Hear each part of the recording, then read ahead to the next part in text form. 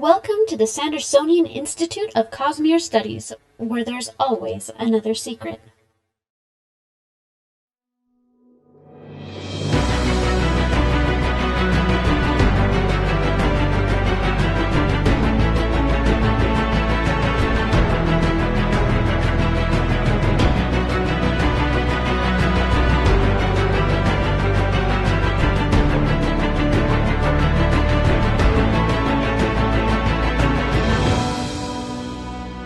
Welcome back, Sixers, to another episode of the Sandersonian Institute of Cosmere Studies. This is episode 133. Today is April 10th, 2023. I am Bill, and I am joined, as always, by my sparsome co-hosts, Amy and Jordan.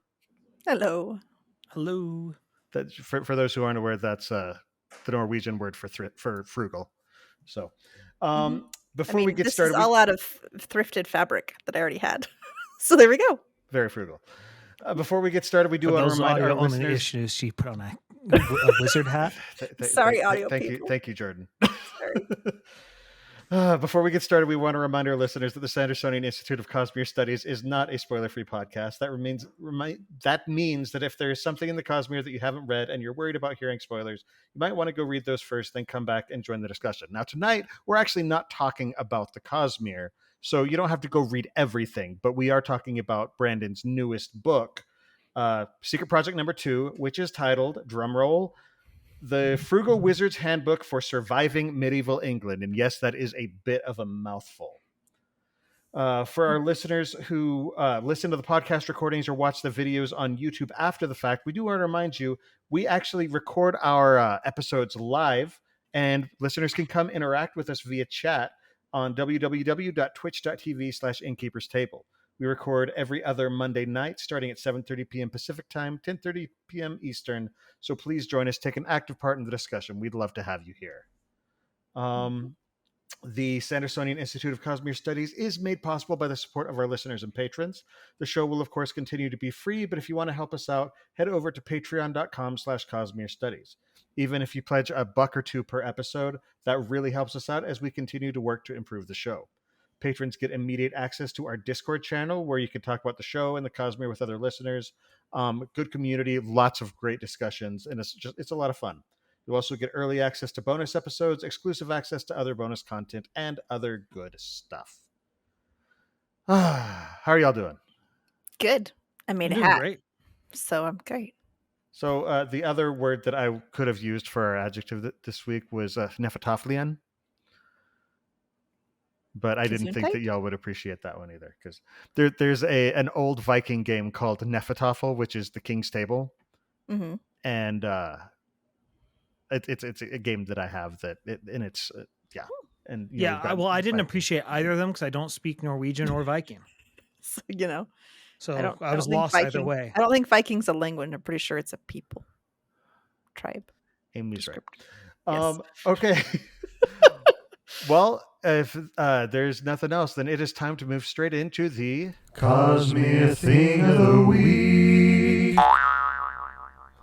Jordan, can you pull up our Cosmere Thing of the Week? This one is light spoiler for Lost Metal. This one is yes. So if you haven't, otherwise skip forward just a smidge. Yes. So this is a fan art of Twin Soul from the Lost Metal by Reddit user Between Sky and Sea, which I think is a cool name. I feel like it's a reference to something, and I can't think of what it is. I don't know. Like I've heard that phrasing before specifically, and I just can't place it in my head right now. So, but I came across this, and isn't that one of your board games? No, that's Heroes of Land, Air, and Sea, and that's a whole that's what it's called. Oh, okay. But no, I really love this image. Like the light that they've used is really cool, and the just the way it shines through the roseite. Yeah, it's just pretty. It's just I so just cool. love him having a crystal mace. Yeah. And like the little head above his head too, so it looks like he's just sitting in its belly, kind of. Well, it's a golem. I know. Aren't you glad you're not a golem? Yeah. So, sounds unpleasant. Yeah. But yeah, so it's honestly, there's not much more to say other than, wow, this is cool. This was a really cool introduction of a character. Yeah. And so Well, in all seriousness, the quality of it, like this could be in the book itself. Very easily. It is very high quality. Yeah, absolutely stunning. So you also definitely check that out. There's a link to it in the show notes. So, moving on though to Sanderson news. Stormlight 5, as of a week ago, because again, those are coming out a day after we record now, was at 36% last week. And he was focusing on a bunch of interludes, he said. Skyward Legacy is on a short pause because Jancy is working on something else that we don't know. So she's still around 12%. Again, as of a week ago.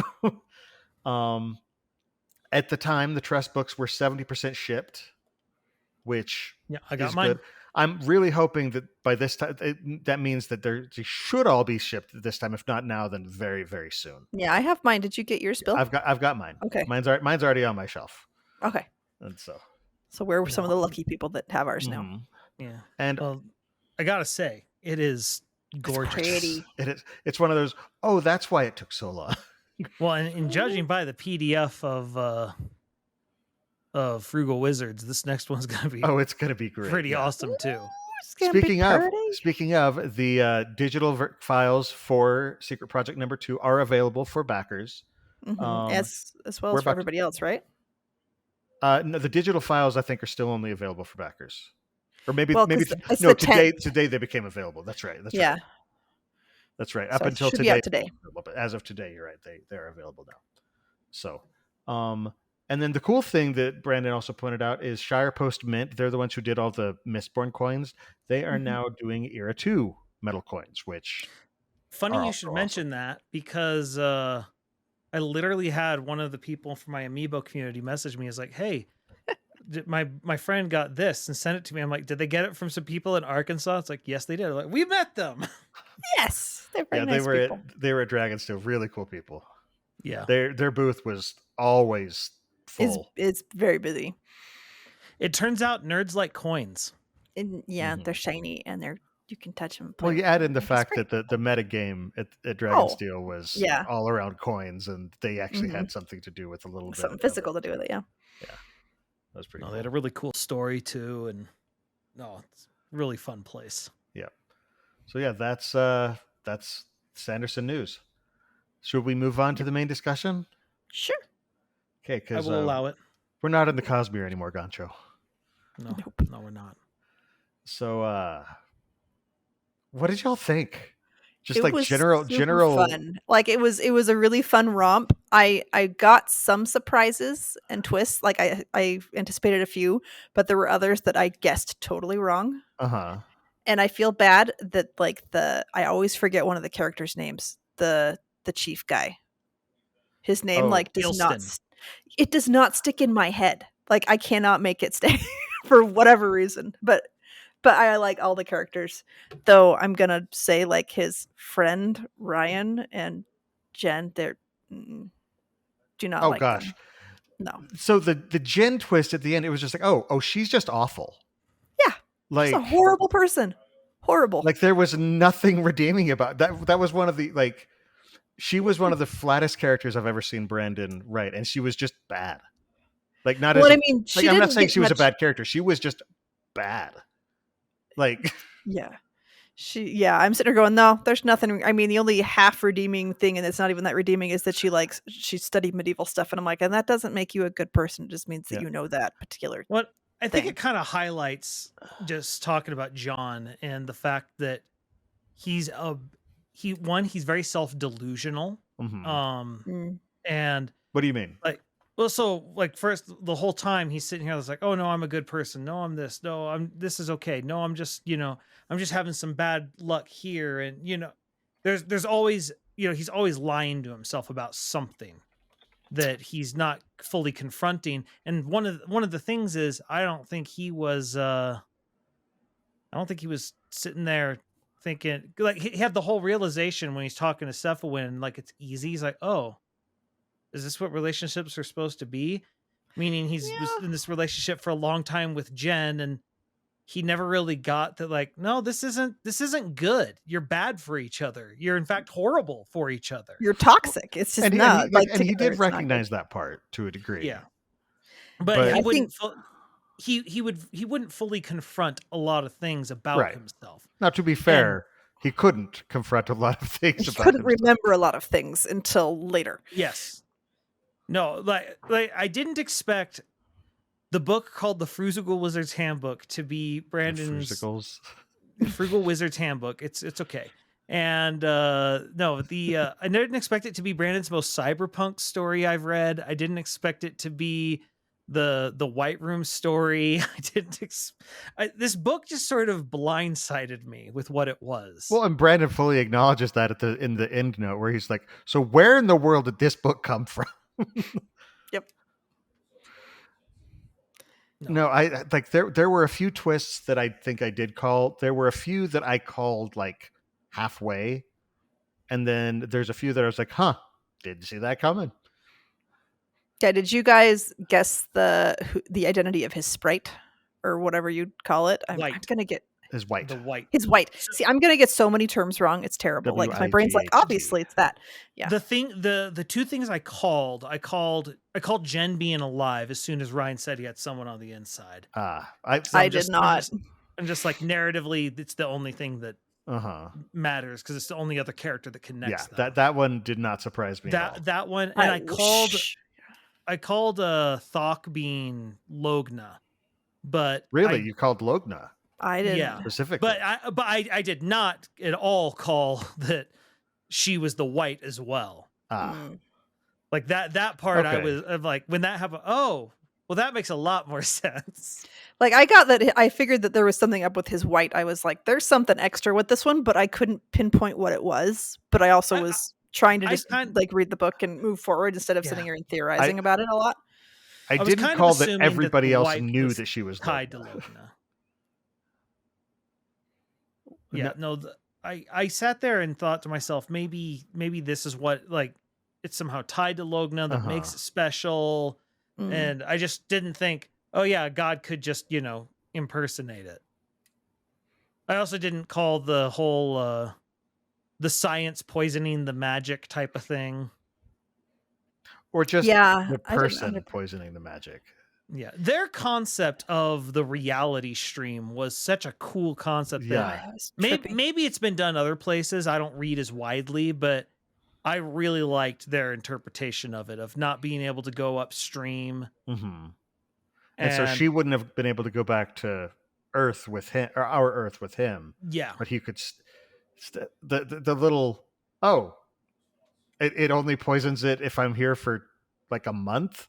I can be a wandering rogue, Well, she was going to point it out and be like, it's a month. She's like, as long as you move, you're fine. And your girl there, she's literally good at moving. It's to go around, so you're good.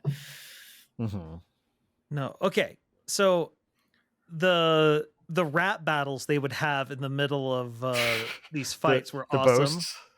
Yeah, the posts, like I said, the epic rap battles of history. Like, where it's just like it starts happening. I'm like, wait a minute, I've seen this before. Not where I thought I would have seen it, but this was also not the story I thought Brandon would have rap battles. So. Jordan wants to be a scop. Yeah, I mean, I'm not good at it, but I've never seen that. I'm not very good with historical eddas and stuff like that, so I don't really know. But I love the alliterative nature of it. The more focus on alliteration and more slant rhyming than true rhyming, and it was just really cool. I'd never seen anything like it. Yeah, it shows up in stuff like Beowulf. And that's probably the last time I read. And a lot of like the Greek ones as well, because they also had to say them out loud, and by having them rhyme, you can remember them better. I had no clue on that. Yeah. No. The other thing I loved, like my favorite part of the book, I loved the actual Frugal Wizard's Handbook. Oh, I knew you would. It's the perfect form of just horrible double-speak corporate hellhole marketing. And it's made so much better by the art. By Steve Argyle's art. Oh my gosh. Not just the art. If you guys have, like, this is the rare book where I can say if you read it, you might want to listen to the audiobook. because the audiobook is way different than what they've done in the past, because like where John starts putting on like voice modulations, so they'll that's put it true. on. And really? yeah, well, so Kate Redding reads this, but you're like, well, wait, but we know he because it's not all done from his perspective. So she reads the handbook. She reads the handbook, and when they get to the disclaimers, they like double her speed, like it's a commercial. Yeah. And Well, I'm just, oh my goodness, I am having a lot of fun with this. And speaking of voice modulation, when when he actually modulates his voice, they put an echo effect on I'm blanking on his name. Michael Kramer. Yeah, and it's just like, okay, this is they're having fun here. That is fun. Yeah, like I don't have the audio one. Because Brandon was kind of able to dictate a little bit more on how they're going to do it because he's the one publishing it.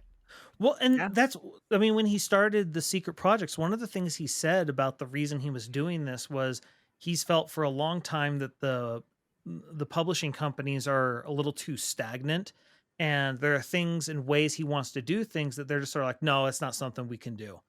And now that he's doing it all himself, he can have things like, hey, let's add some audio drama elements to our audiobook. Not full audio drama, like we don't have sound effects or any of that, but we could make this a little more immersive.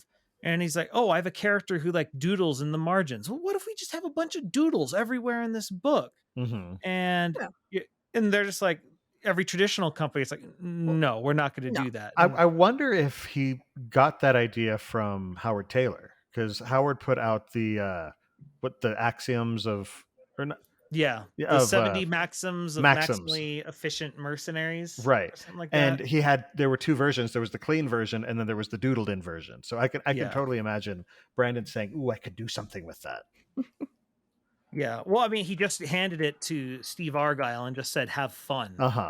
He said, here's this thing. Do whatever you need to make it awesome, or whatever you want to make it awesome. And holy cow. Well, the thing that's cool is that he does it in multiple styles. Yeah. There's the art from the book where it's, pictures of scenes from the book, sort of like what happened in Secret Project 1. But then there's the handbook, the actual handbook, and then like the doodling in the margins and stuff, and it's like super cutesy and cartoony. And some of the images, I'm just like, what were you like? How did you get to this? This is kind of amazing. This is adorable. Yeah. No, this is, as much as I liked what they did with Tress, this one I think is more showing why he wanted to do the Kickstarter. Well, the first one is, I want to do something super fancy and make it cool for for our supporters. This one is, I want to do something completely out there. Just have fun and just do the thing, And if you have your hardcover, that Tress book is very nice. Yes. I am looking forward to this hard copy, which will hopefully be getting here soon. I'm totally going to have to make myself like a tunic and then wear my hat and jeans and hold the book and do pictures. Because, it's a very easy, like I can do this cosplay. Oh, yeah. Yeah. This is easy. But no, so one of the other things, just narratively, I loved this. I thought this was a very good White Room story.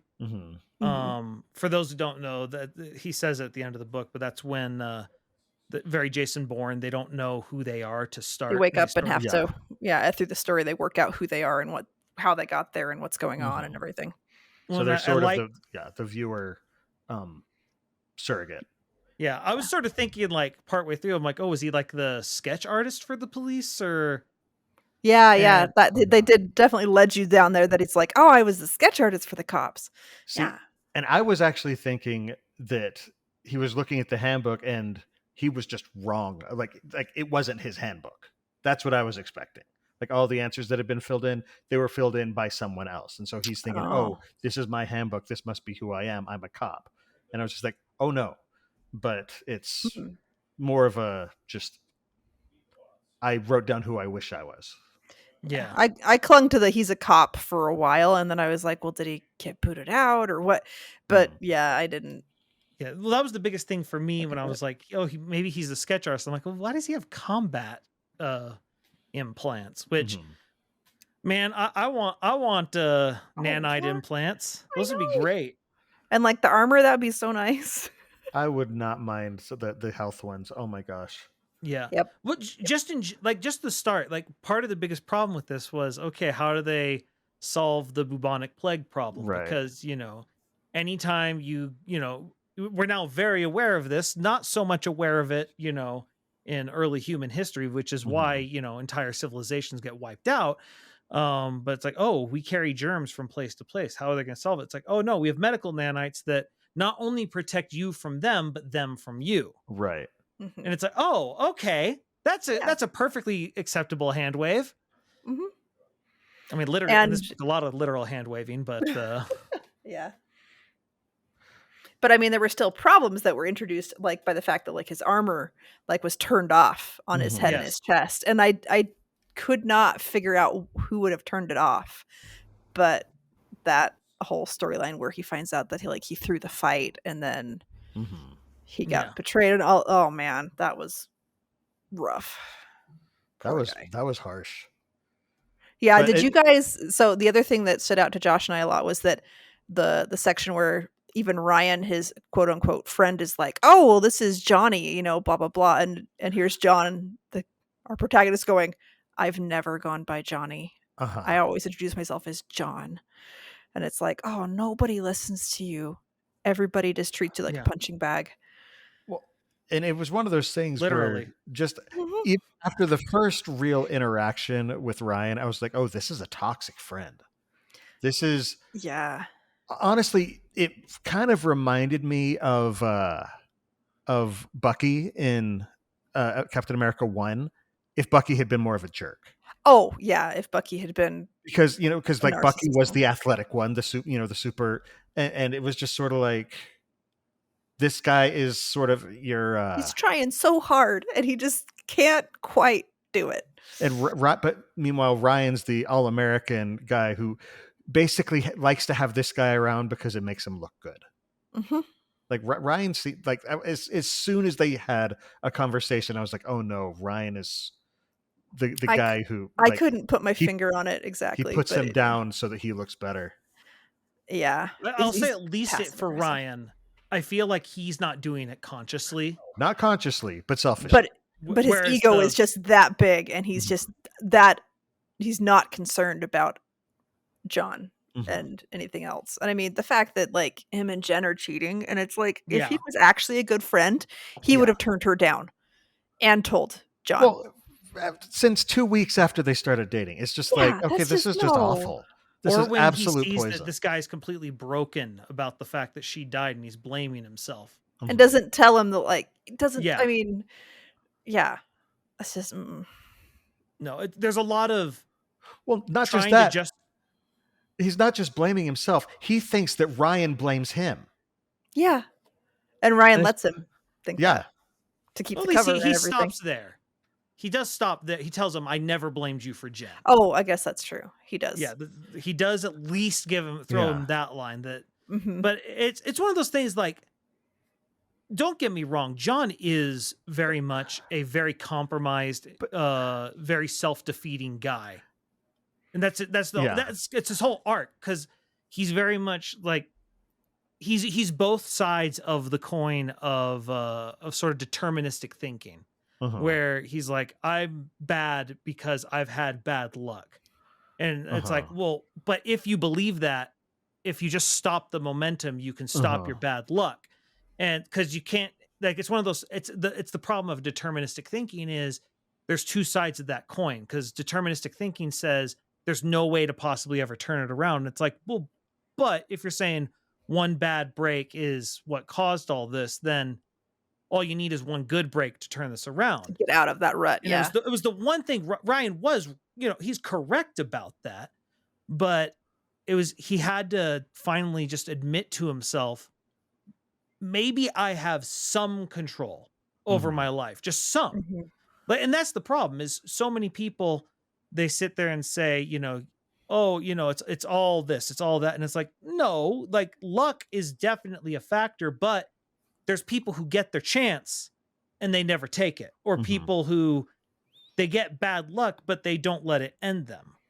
And that's the part where once he starts accepting that, and he says, what's the thing I'm good at? And he realized, I'm good at lying. And then he's like, okay, I can play with that. Yeah. And that part of the fight I love, where it's just where he makes it look like he's fixed the chess piece, or well, but in particular his inner monologue where he repeats the same speech he gave to Ryan, but now he's quoting it in the opposite, where he's realizing he's got to get this guy to stop believing in himself the same way he didn't believe in himself, because that's what actually beats you in a fight. Like a lot of it is confidence. It's in your head, Well, especially in the more brutal forms of both combat and war. Like one of the biggest advantages Napoleon had historically was his giant towers that gave signals, because there was always a standard for the soldiers to look, and there's always communication to understand what's going on. In medieval battles, the reason the knights were always on these big, in armor, wearing, they had battle standards and stuff, is because for the most part, it's just like, he's the momentum signal. Just follow that guy. And if it's ahead of you, keep pushing. If it's going back, crap, battle's overrun. And a lot of battles were lost, that they were winning, but the rank and file soldiers thought they were losing. And so they just cut tail and run. And it's very similar in boxing, where you got to have all this poise, that like Mike Tyson style, where it's like the people are beaten before they fight you, because they mentally are already kind of on the back foot and retreating. It's the origin of the game capture the flag. Yeah. You take their standard so that they think that they've lost. I want to step back to Ryan again, because I still got a beef with this guy. Because you said he stopped with the whole, I never blamed you for Jen. Here's the thing. She hadn't fully faked her death. She had faked her death to him. Yes. And that was only based around the fact that his aunt or grandmother had lied and said she had lied. Yeah.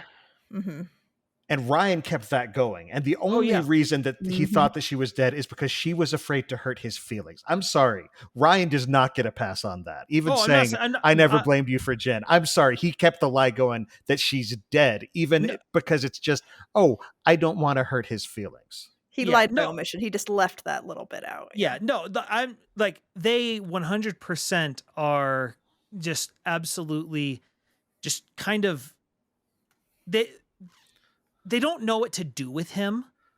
And they just sort of like, I'm going to take the easy route instead of actually, that's the entire, I think a lot of the, Brandon doesn't like to do, allegory or anything like that. But I think part of the message here is sort of confront your problems. Oh, yeah. Like actually confront them. And because, all his friends and himself were toxically avoiding actual issues in their friendships. They wouldn't communicate. Yeah. Yeah. And like, even in his mob circles, it's like, he never, like, he wasn't confronting the fact that they're just using him as a punching bag, and he's just a trophy to be hanging around. And he never like actually confronts that reality. And so it's finally, he starts like confronting things, and because other people are like, I'll trust him. I'll believe in him. He's like, okay, I'll actually do this. Well, and that was the cool thing about his relationship with Cephalin. I liked that Brandon didn't fall into the trope of her saying, "Oh, you're a loser, you're a loser, you're a loser, you're a loser." Like they butted heads at the beginning a bit, but she believed in him before he believed in himself. Yeah. And I thought that was really cool. Well, and I liked the reason she believes in him is because she's a con artist in her own. She thinks so in her heart. Yeah. And so, like, I mean, it's the phrase you see your flaws in other people. And so once she started to believe, she got really down on herself. Yes. And he's like, no, like, come on, it's not that bad. Come on. Yeah. But the thing that was cool is that he also kind of went with the theme of sometimes all it takes is one person believing in you. There's a song from, I can't remember if it's Snoopy the Musical or You're Good. I think it's Snoopy the Musical. Didn't know this is where this is going.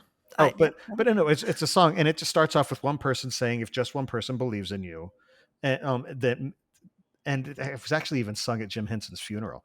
But like then maybe someone else will start believing, and then those voices grow and grow and grow until suddenly maybe you'll believe in you too. And I was just, like, that's sort of the theme here with his relationship with Cephawin is, even he doesn't believe in himself. He doesn't even know himself, but he still doesn't believe in himself. And what's interesting, and when he finally remembers himself at the start, he does kind of believe in himself. That's true. You're right. But like, that's the thing that's kind of cool about it is he believes in himself to start, and then the weight of all his mistakes come down, and he's like, "Oh no, I'm just a bad person." And it's like, no, you had something there. Go back to that. Well, and that's the thing is now she's there, and suddenly there's this support. Like he does. You're right. He does believe in himself a bit, and then spreads that onto her. And so when he's down on himself, suddenly she's there to prop him up. Yeah. It's a really cool relationship. It's his whole speech about the pebble. The pebble starts, a couple rocks falling, then it starts the avalanche. Now he's talking about it in terms of negative, but it happens in positive as well. Mm-hmm. And it's just it's this weird ephemeral thing, because momentum, we can quantify that, in the physical world easily. That's just mass times velocity. That's one of the easiest things we can look at. But the emotional momentum is definitely a thing as well. Absolutely. And you carry it with you, and other people can, it's this weird thing as humans, we can feel it in a person. It's some subconscious thing about how we carry ourselves, the look in our eyes, how our shoulders micro expressions, something that we just tune into. And he carries it no matter what circle he's in. He's been carrying his loser mentality all around, and then finally he gets a couple people believing him, most of all Earl Eelston, who is an absolute dude. He's an absolute love Eelston because he goes Speaking from of people who believe in him. Awesome. Like he believed in him from not from the literal beginning, but as soon as he was given a reason to, he's like, "Yep, stuck with him." Yeah, and then especially when they confronted they're not Vikings, but they're basically Hordemen. Yeah, when he confronts them and he's just like, "I am sold. I'm your man. Let's go do this." Just like, "Yep, we're gonna do this now." He reminds me of if you've read. I don't remember it in the book, but in the movie version of it, like I do remember the book. I just don't remember the character in the book, and it's been years since I read it. But The Count of Monte Cristo. It's been forever since I've watched that. There's a character, I think it's Zatanna, or is that what the character calls him? I can't remember. No, that's the magician girl from DC. Stop. Zatanna, yeah. So, but there's a character whose life he saves, and he says, "From this moment on, I am your man," and he's just this loyal companion from then on, and that's Eelston here.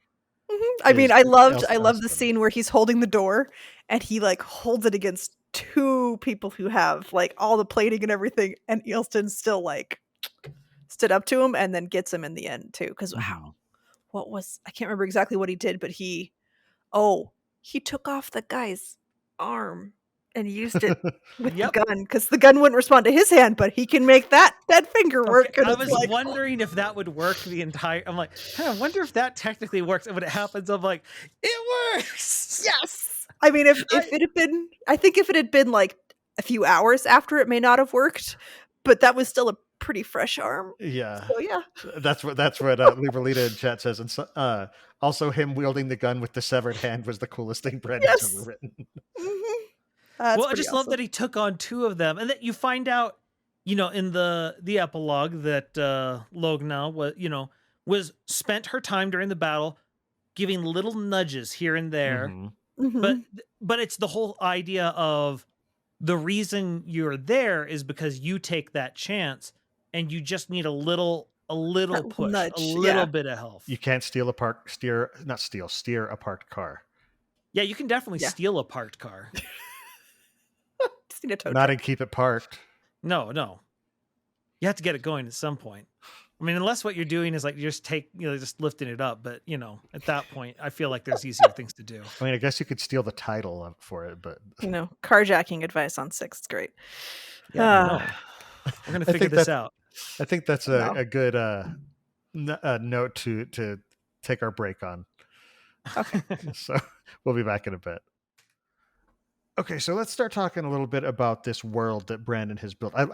I really like the way that the handbook itself is kind of used as its own kind of world building, although it's interesting the way it builds the world that John comes from. Mm-hmm. Also kind of gives us an idea of what's possible in this world. Yeah. And not talking bananas. Brandon did the bananas. thing again where he world builds by showing you the exception. Yeah. Because in the handbook it's saying, there is no such thing as magic, and there's this and this and this, and then suddenly this world is everything that they said it couldn't be. It's the $100,000 world, where if you turn it in, you get $100,000. It's the Scarlet Witch world. Yeah. That it manipulates probabilities, and it's just like, what is going on here?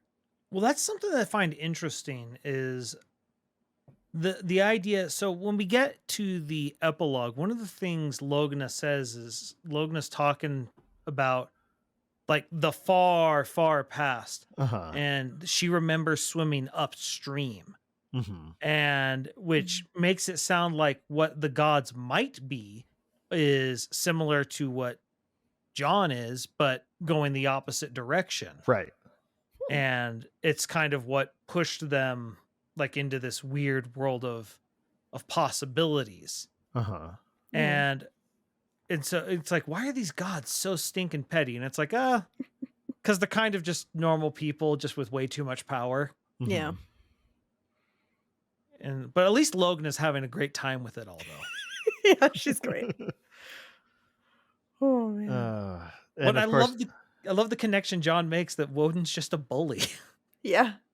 Well, and the thing is, that is something I've found. It's showing up like the Norse pantheon is kind of having a resurgence of the past 5-10 years. A lot of it just comes from Marvel, starting out with Thor, and everybody's like, oh, well, there's Thor, there's Odin, and there's Freya, and so the Norse pantheon is in the public eye again. But then you have things like God of War, like the new God of War video game, yeah, just suddenly the Norse pantheon is out there again.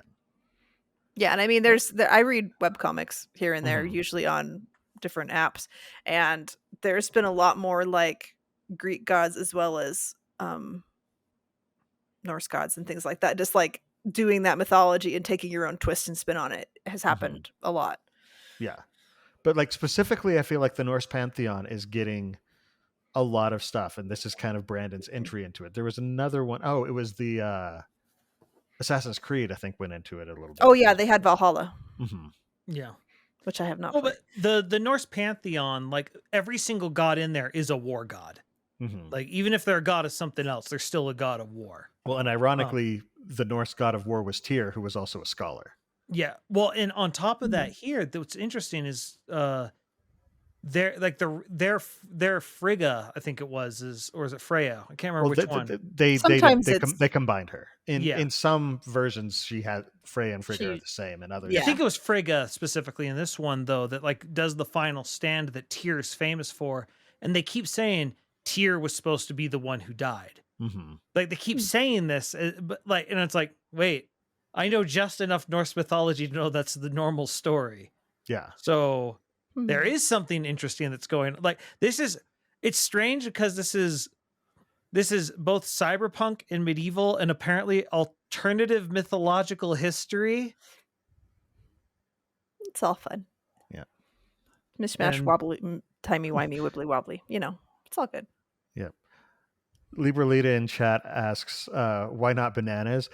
There was a part of me that wondered if Brandon was going to bring sentient bananas in somehow, just because they had said so many times, you can't have it. It's not going to happen. I was just like, bananas, not Brandon, The author doth protest too much, methinks. I think it must have. My guess is that there was a real world thing either in his head or something that just kept having bananas be a thing, and so he's just and it went into the book.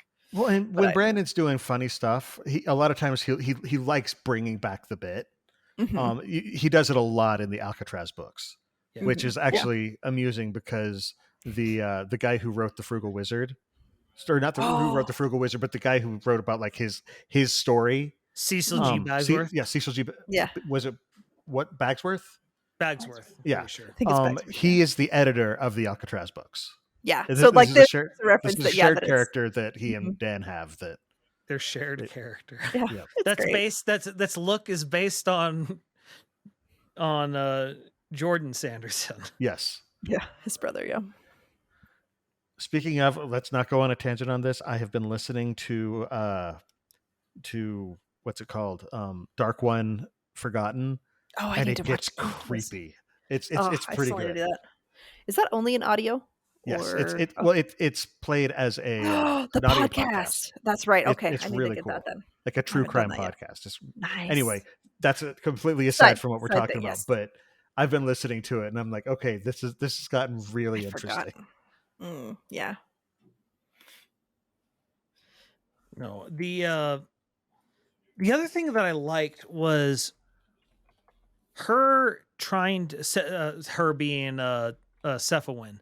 Mm-hmm. Her having that whole we just gotta keep making Odin like sacrifices everything if we just do that, and similar to how Johnny is very in denial about a lot of things in his life, everyone around her is being like, Odin's kind of being a jerk to us. He's not nice. He's not very nice. Yeah. And I just like that finally you find out, because like even as Thaka, she was very like fool, like just that whole thing. It's like, and then you find out she's been trying to push this woman right to her breaking point. Mm-hmm. And like and it's like, I need one that's good with slam poetry, so this is the one I want. I just need to make her that angry so that she's just like, well, screw you. And then she has the moment, I defy you, and holy cow, you cannot have my pain. Yeah, I mean, one of the most horrifying. Yeah. What that white does to that dude, where he dissolves him. Oh yeah, like unravels him. Yeah, I'm just like, oh.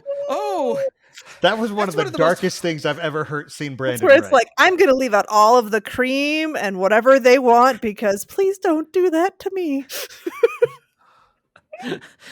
Who wants pancakes?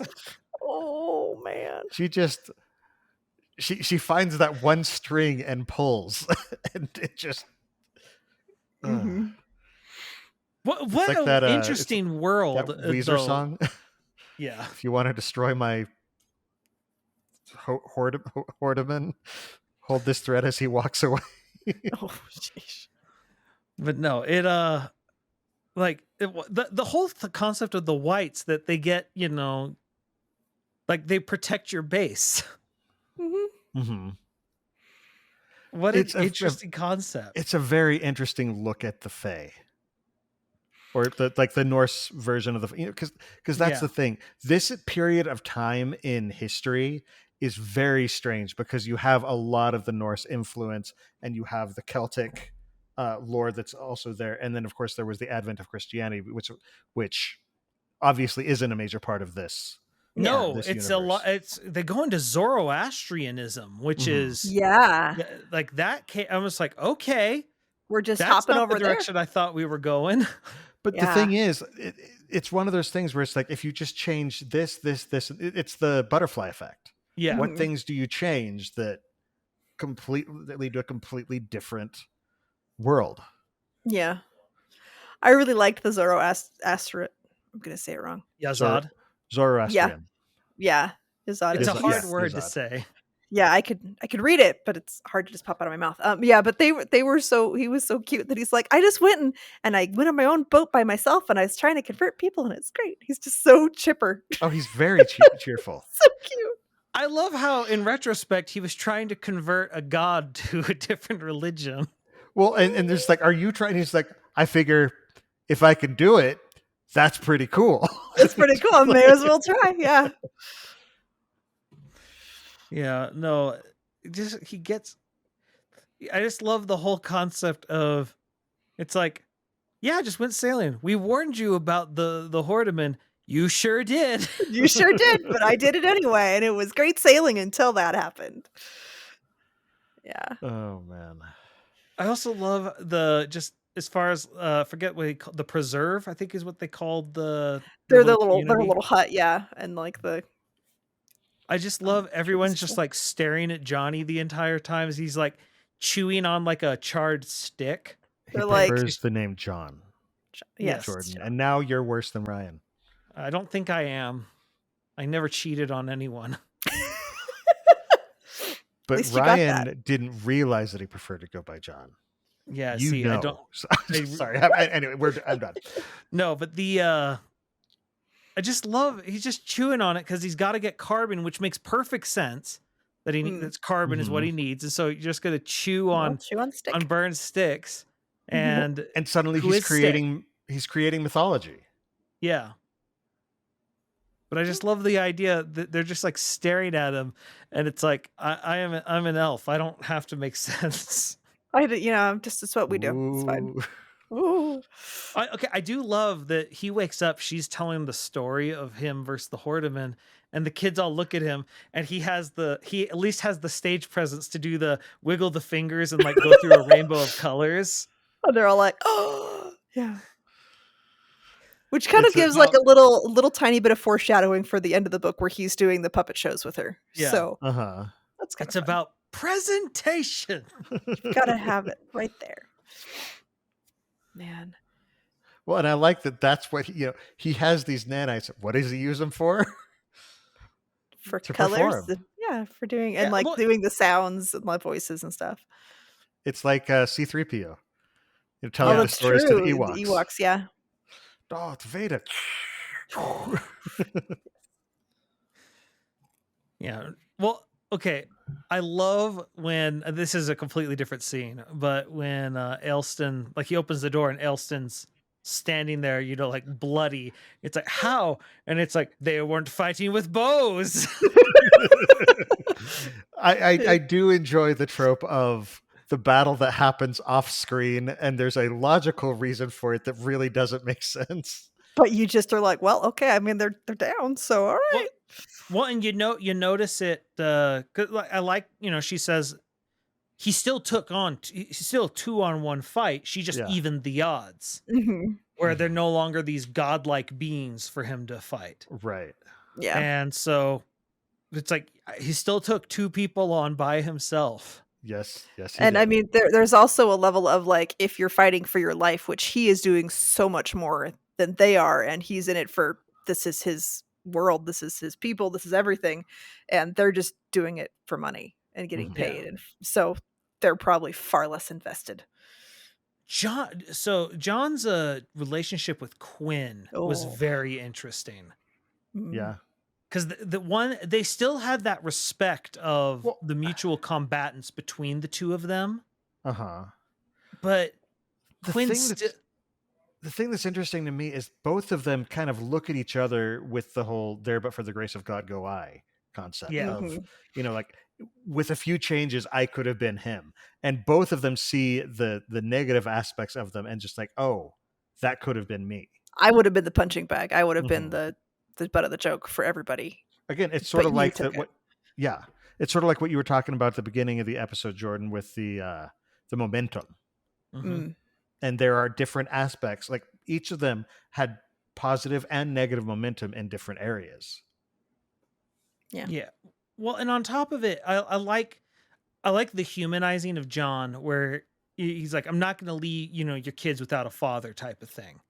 And so there is a weird, like, they understand each other in a way that the others kind of just don't. It's a more complex sort of antagonist, because he's not the main villain. He's a foil. No, he's the dragon. But he's also like, but he's not the full dragon. No. But like he's just another guy who happened to end up in this. Again, he followed a similar path to John, where he, based on a lot of different decisions, this is where he ended up in his life. Yeah. Well, I do think, and I don't think it's really stated, but I feel like there's a subtext there of both of them kind of wonder, okay, but had it been a fair fight, how would it go? So very similar to sort of like Kelsier versus the Steel Inquisitors, where Kelsier's always wanted to know, can I take him? Can I do it? Want to know. Up for it, yeah. Or Kelsier and Moash. Or not Kaladin and Moash. Yeah. I wouldn't mind seeing Kelsier fight Moash. But no one would. Kaladin and Moash. Anyone versus Moash, everyone's up for it. But no, I also do like, though, one of the things that helped John is he realized, because he had been kind of beaten down and kept in check by being told that he was beaten down. And he suddenly has the realization, they wouldn't have disabled my implants if they didn't think I was a risk with them. Was that Cephalin or Ailston who said that? I thought it was John that realized it. Not... It was John that realized it, I thought. Well, they realized it, but it was early. Like, he said that. Oh, that was Cephalin. It was like, you didn't throw that fight. You weren't given a choice. Yeah, because it was when they were in the forest. You had no option. Yeah.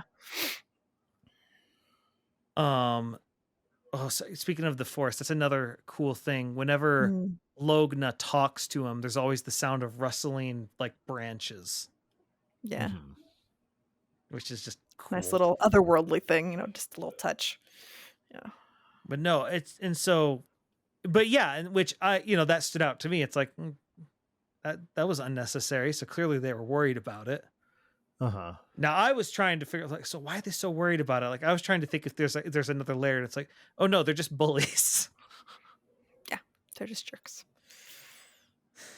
Yeah. No, then the thing that's interesting is Ulrich's the antagonist, but we get very little of him. Yeah, he's just kind of the big bad that's just kind of there, and he's there, but you don't see a whole lot of him because he's too important to be on screen. It's sort of like what's his name? Wyrn in Elantris. It's just that overhanging threat. No. The other thing that was interesting is just the way that they have these like the idea of augmented fighting. And just this whole, oh no, like there was this whole what to do in baseball because it was found out the players were using steroids and it's and all this other stuff, which there was kind of some of the highest ratings baseball had ever had. And so there was this, like, it's kind of come out that a lot of the people at the top kind of knew it, but they just didn't want to say anything because things were going good. This takes that concept and says, oh no, we know everyone's juiced. That's the whole point. We're going to see how far we can push each other. It's not about, like, this is the ultimate blood sport where we can literally push your body beyond the point of breaking, but we can just repair it. Oh yeah, it's terrible. It's like the blood is real, the pain is real, but you don't have to die. Yeah, and you can just come back again and it's again. Such an interesting, like, it's like, in a world where any wound can be repaired, what do people do with that? Yeah. I do love that there's an emergency mode where you can use your stuff to help someone else. That's pretty cool. I know. That was a really good moment for John where he's like, nope, I am going to give as many as I can to Ailston. And then doesn't he give some to, who else does he give them to? Was it Cephalin? No, it was I forget his name, the guy who's like not the Earl, but the guy who's an Earl Nathane. The one who's kind of crazy. He had the hand problem. Yeah, and he repairs his hand because the guy kind of bribes him a little bit. Yeah. Mimicked Odin, and I love Logna being like, have you heard? It's like, you don't know how hard it is. It's like, do you hear of what my brother did?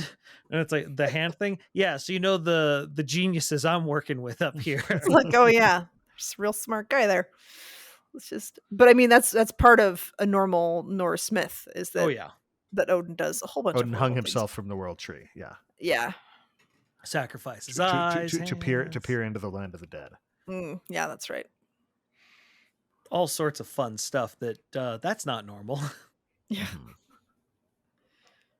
But no, I love the concept of how these nanites work and the thing and some of the odd things they can do.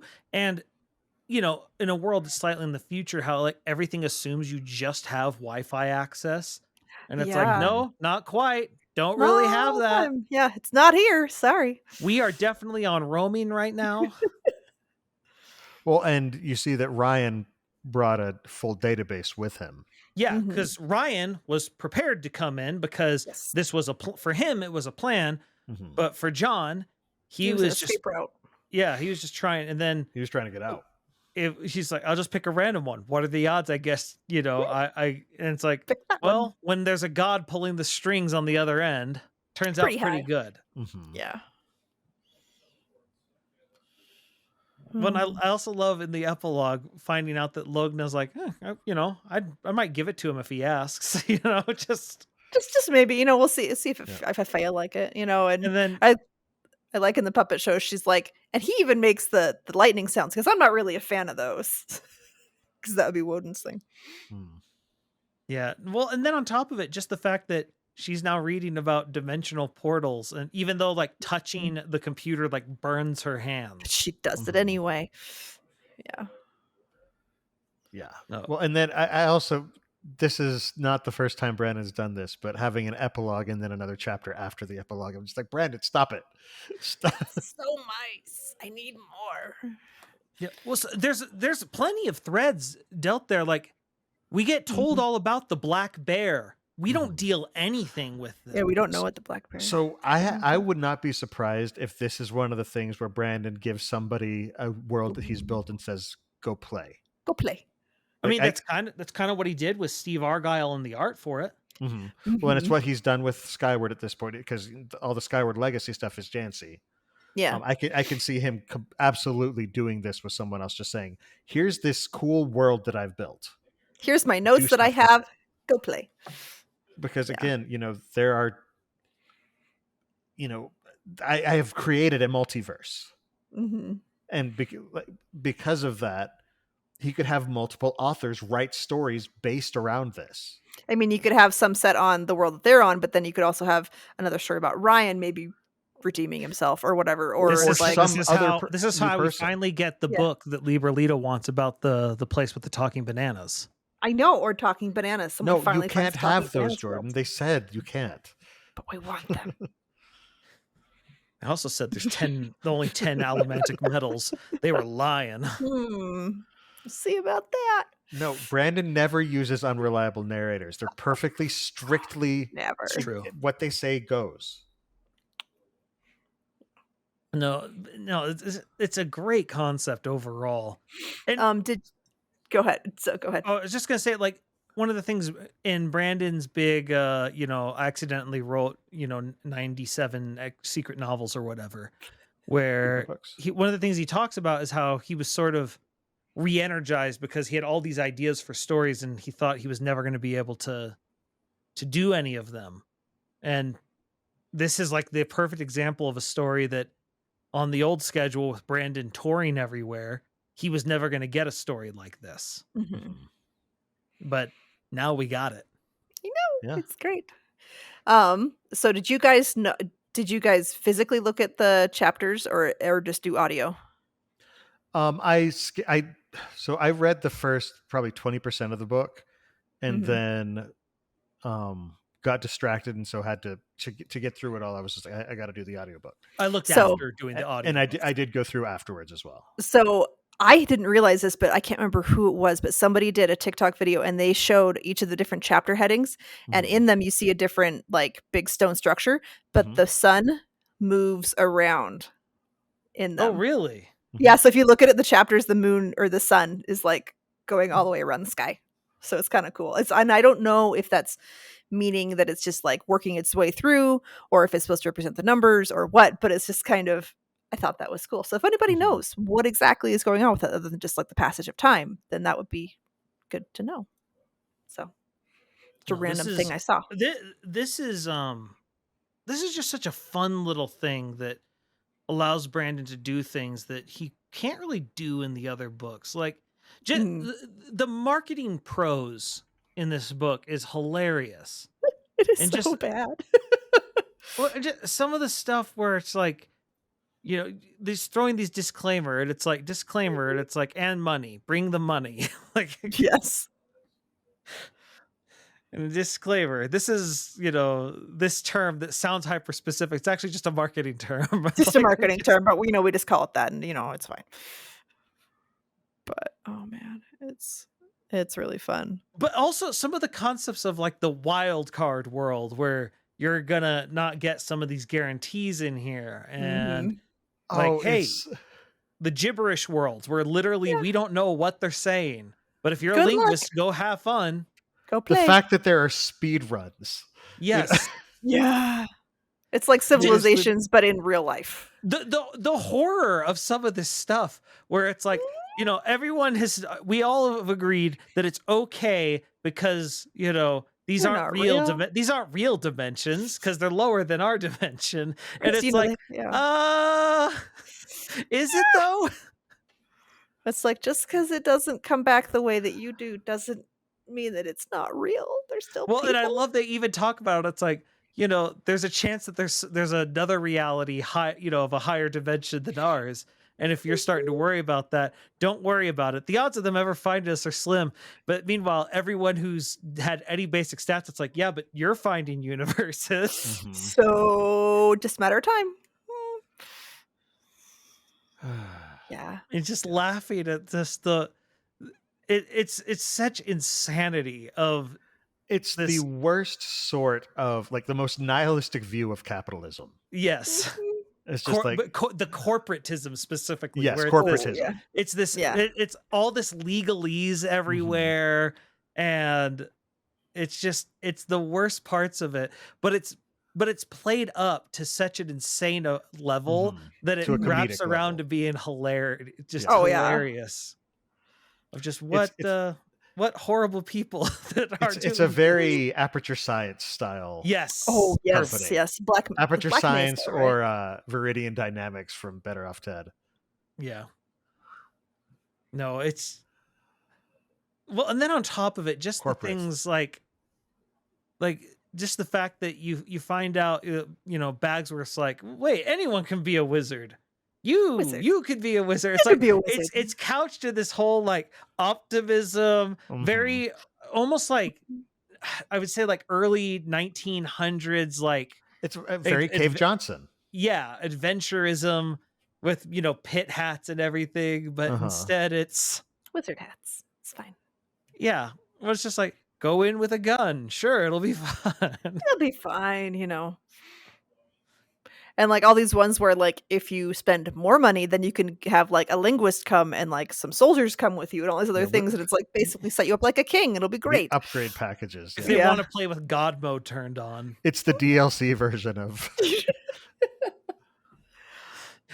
meanwhile, there's people that pay to win. Get good, scrub. Oh man. It's like, and with the horse armor upgrade, you can do this. It's only $12.99. They have, but that's one of the things. It turns out they have steroided up horses. I'm surprised they don't have. Yeah, I'm surprised they didn't have just like mech ones, but they did have a motorcycle. That's true. There was one image in the handbook where the guy is in a mech suit. So. Oh yeah. Well, but one of the things I love this concept of having jacked up horses that they have nanites, and it's like, yeah, you totally would. Like, oh yeah, once horses can die so easy, yeah, but once it's cheap enough for everyone to have some of these things, of course, there's going to be some people who are like, well, wait, what else can we do? And you start boosting your pets and your beasts. Well, like with horses, they talk about how a lot of horses, once they break a leg, they don't heal properly, and they end up euthanizing the horses. In this, it's just like they can heal that. They can heal themselves. Yeah. Yeah, like they've done that to like Triple Crown winner horses, like the cream of the crop. And no, we don't have to do that anymore. They're just fine. Libralita in chat says there should have been pre-order bonuses. No. We're gonna have the spring sale for these for these universes. Oh man. Dang it, the spring sale. This universe 50% Put off. off for 1 week only. Spending like $1 for some off-brand indie universe that's or a grab bag, just randomly pick one. They're just sitting here. It's like there, no refunds on your universe. Yeah. Well, I love that they have the guarantee. It's like, we guarantee that you'll be released from your obligation to post about it on social media. In fact, you'll be forbidden from doing so. Yes. Well, and just like, no, there's like our margin. We're already offering it at so cheaper. Like, it's just the Frugal Wizard. Well, that's the other thing I love about the audiobook. They pronounce every single trademark and register. So it's like Frugal Wizard Incorporated, registered trademark. Like, just nice. Which is really interesting. Working as a copywriter in marketing, figuring out where exactly the trademarks go and what kind of trademarks to use. It's just like, okay, he's actually using these. Okay, wow. I'm sure he made sure he had someone check. Because like they are differentiating between trademark, which is the little TM, and registered trademark, which is the R in the circle. Oh, okay. And just like, oh, okay, wow, all right, not bad. No, I love, like, all the Frugal Wizard stuff was some of my favorite stuff. Like, even though it's not plot important as much, but it's so fun. I just found myself grinning the entire time. I just love all the little doodles and how they just like continue with like the little like wizard guy who's so squat and tiny. Is adorable. He's so adorable. And then he's got this barbarian friend who keeps losing his loincloth. Yes. I did like the image where they replace the loincloth with the wizard's beard. It's like, you need that right there. Yeah. I'd be like, she made that same mistake. Like, yes, she did. Claiming you're a wizard. Yep. What? She's like, what is that? What even is that? You're just supposed to know these things. I just blanked. What's the word that he ends up using? The name she calls him? Runian. Yeah. Which makes sense. A rune. Yeah. Ian. Because their magic is done with runes. Well, and it's an interesting concept of they actually do have a writing system, but they're still in a dark age of society because writing gets you blown up. Yeah. Which is not great for, literacy. Like, I like that was an interesting concept of the explosion when he came in that he woke up from is because his book just was so many words immediately right combusted. No, this is a fun story. I look forward to, in particular, the art, since that'll be the next thing we cover. Yeah, we're going to talk about it more specifically. It's just that no book has had as much as this. Because I thought, wasn't it that Argyle just like kept drawing stuff, and they're like, "Yep, just as much as you want to give us, we will take." Yes. So. Oh man, you can tell he had fun with it though. Mm-hmm. All right. Well, thanks so much to our listeners for being here. We love hearing from you. So please keep sending in questions. You could ask us about the Cosmere. You could drop us your ideas for topics that you would like for us to discuss during the show. And while you're at it, please, we would love to hear your feedback about how you think we're doing, as well as any interesting theories that you might have about what's going on with the Cosmere. Obviously, this isn't, but I'd love to hear any speculation you have about other. Like, what kind of universe would you want to find? What would your ideal frugal wizards, not non-frugal wizards? What are you going to do in the frugal verse? What would you do in the frugalian sector? But anyway, you can send all of your questions, suggestions, theories, crackpot ideas in a brief, concise email to cosmerestudies@gmail.com, and hopefully we could read that as part of the show. You can also reach us at the Sandersonian Institute of Cosmere Studies, P.O. Box 970063, Orem, Utah 84097. We do each have our own personal projects that we're working on outside of the show. So, Jordan, why don't you let us know what you've been up to? Yeah, I'm still just streaming over there on youtube.com/splicestream. Gonna have some new videos up about Amiibo basics for people who just have never started before. So that should be fun. and playing Metroid Prime Remaster, which is just so good, absolutely gorgeous and everything I wanted. So looking forward to it, and offered some commentary on the Mario movie, which me and Bill really enjoyed. Very good, very, very much what I wanted it to be. Amy, how about you? What have you got going on? My Facebook is Coincidence Cosplay and Props. My Twitter is @CoincidenceCosp because my name is Dylan. Instagram is @Coincidence_Cosplay. My TikTok is @Coincidence Cosplay, and my website is www.coincidencecosplay.com. So I made a wizard hat. Poor audio As you people. do. I have a wizard hat. It looks pretty close to what they have on the cover of the book. It looks almost identical to what's on the cover. Yeah, it's supposed to be Gandalf's hat. That's what I got the Instructable from. And I'm making one more for my friend who had the best description of the book. She's like, it's like Brandon had Discworld and Dresden Files' illegitimate baby. So I was like, yep, I'm going to quote that. So I had to quote her on there. Anyway, but I'm embroidering a bunch of dice for sale for DragonSteelCon. And I am going to be working on some of my 3D prints now that it's finally starting to warm up. So, because I'm going to do 2 little MSE6 mouse droids, so like the really small mouse droids, as well as just different 3D printed stuff. And so I'm going to be doing random various and sundry things. So yeah, that's me.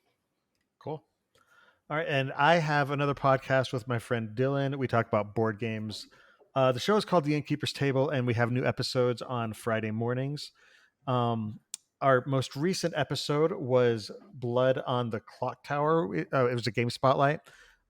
If you haven't heard of Blood on the Clock Tower, it's werewolf or mafia on steroids. Because it's cool because everybody has a special role in it, and so everybody has different things that they can do. When you die, you still actually take an active part in the game, and you get one more vote that you can use. It's a lot of fun, a really, really cool game. So it's definitely worth checking out. That's called Blood on the Clock Tower.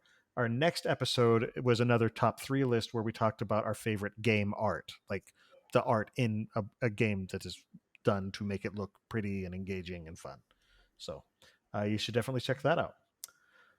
For those of you who want to support the Sandersonian Institute of Cosmere Studies, but you cannot become a patron, we'd love it if you'd let your friends know about the show. Don't forget to subscribe to the podcast and to like and subscribe over on youtube.com/Cosmere Studies. And if you toss us a great review wherever you listen to us, that would be awesome as well. You can also head over to store.streamelements.com/Cosmere Studies to buy merch with our logos and fun stuff over there. All right, guys, final thoughts before we close out this show. I totally am going to do this cosplay now because it's super easy. It's going to be great. It's a closet cosplay. Yeah, basically. I just need to make a tunic and I'm great. Yeah. And I could even just throw some fabric on and call it a tunic. Put a belt on. It'd be great. No, this was just, it's one of those, like, no one's ever going to say this book is like, oh, this one's, so well written or anything. It's just fun. Mm-hmm. It is fun. It's a fun story, has just enough romp. Yeah. Has just enough actual substance to it that, you can get invested in the characters, and I'm just going to love it for a while. Yeah. I've said in the past that a lot of times it's just when Brandon tries to be funny, it seems like he's trying too hard, at least for me. And part of that's just because Brandon's writing style, sense of humor is very similar to something that I would kind of write in the same thing, but not feel good about. This one doesn't feel like that to me. This one feels it's fun. Like it's just a lot of fun, open stuff. And if you disagree with me on Brandon's humor, that's awesome. I love that you enjoy it. So please don't take that as anything like that. But this one was just fun to me. So I really did enjoy it. It was just enough humor that it hit a good sweet spot. Yeah. Tickled the funny bone. Yes. Yeah.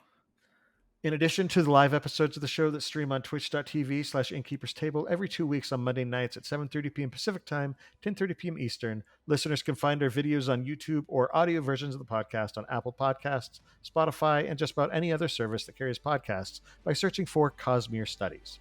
You can also follow us on Twitter, Instagram, TikTok, and Facebook under the profile @Cosmere Studies.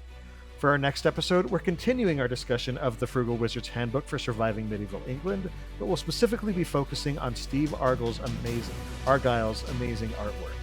If you've only listened to the audiobook, be sure to check out the art in the ebook or hopefully very soon in the physical edition.